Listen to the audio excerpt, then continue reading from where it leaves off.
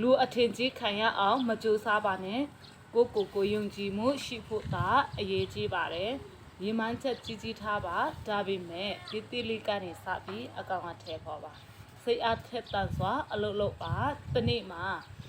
အောင်မြင်ရမယ်လို့ယုံကြည်ထားပါဖန်တီးနိုင်စွမ်းတွေတူးတက်လာအောင်အမြဲကြိုးစားလေ့ကျင့်ပါသင်အတွက်အကျိုးရှိစေမယ့်စာအုပ်ကောင်းတွေကိုရှောက်ဖွယ်ဖတ်ရှုပါလက်တွေ့လှုပ်ဆောင်မှာအမားတွေလှုပ်မိမှာကိုမကြောက်ပါနဲ့ဥစ္စာပစ္စည်းတွေအပေါ်အရန်ကြီးလောဘမကြီးနဲ့လောဘကြီးခြင်းဟာကြရှုံးခြင်းစီကိုဥတည်စေပါတယ်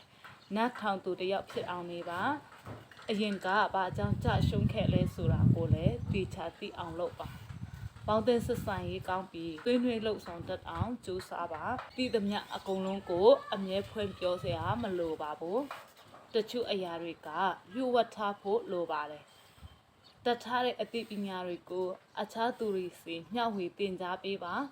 အခြားသူတွေကိုမျှဝေရင်ကိုယ်တိုင်လည်းကြက်လေလေးလာပြသားဖြစ်သွားပါတယ်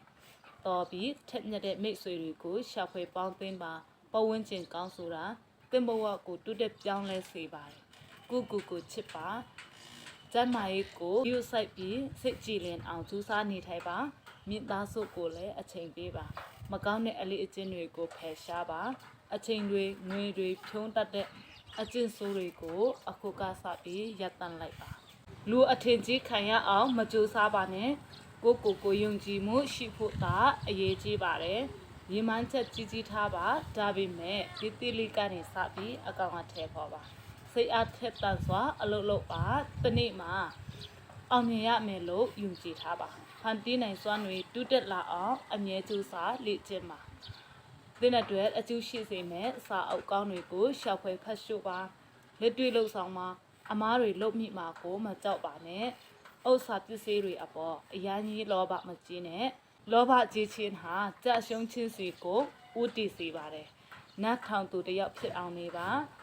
အရင်ကဘာကြောင့်ကြရှုံးခဲ့လဲဆိုတာကိုလည်းသိချသိအောင်လုပ်ပါ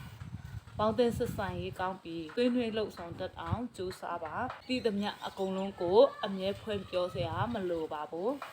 တချို့အရာတွေကယူဝတ်ထားဖို့လိုပါတယ်တတ်ထားတဲ့အသိပညာတွေကိုအခြားသူတွေစီမျှဝေသင်ကြားပေးပါအခြားသူတွေကိုမျှဝေရင်ကိုယ်တိုင်လည်းကြက်လေလေးလာပြသားဖြစ်သွားပါတယ်တော်ပြီးထက်မြက်တဲ့မိတ်ဆွေတွေကိုရှာဖွေပေါင်းသိမ်းပါပတ်ဝန်းကျင်ကောင်းဆိုတာသင်ဘဝကိုတူးတက်ပြောင်းလဲစေပါတယ်ကိုချစ်ပါကျမ်းမာရေးကိုယူဆိုင်ပြီးစိတ်ကြည်လင်အောင်ကြိုးစားနေထိုင်ပါမိသားစုကိုလည်းအချိန်ပေးပါမကောင်းတဲ့အလေးအကျင့်တွေကိုဖယ်ရှားပါအချိန်တွေငွေတွေဖြုံးတတ်တဲ့အကျင့်ဆိုးတွေကိုအခုကစပြီးရပ်တန့်လိုက်ပါ